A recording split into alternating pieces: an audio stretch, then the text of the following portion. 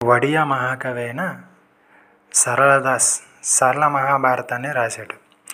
ఇతడు 17వ శతాబ్దానికి చెందినవాడు.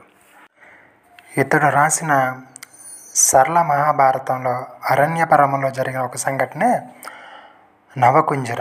పాండవుల అరణ్యానికి వేగిన తర్వాత ఇంజ పర్వతాల మీద 5గురు తలో దిక్కుకు వెళ్ళి తపస్సు చేస్తుంటారు. అర్జునుడు కూడా ఒక చెట్టు కింద కూర్చొని శ్రీకృష్ణుని తలుచుకొని తపస్సు చేస్తూ ఉంటాడు.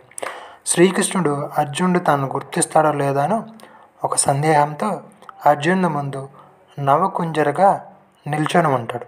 అర్జునుడు కొంచెంత ఆశ్చర్యంతో కొంచెంత భయంతో అలా చూస్తూ తన చేతిలో ఉన్న విల్లుని ఎక్కు పెడతాడు.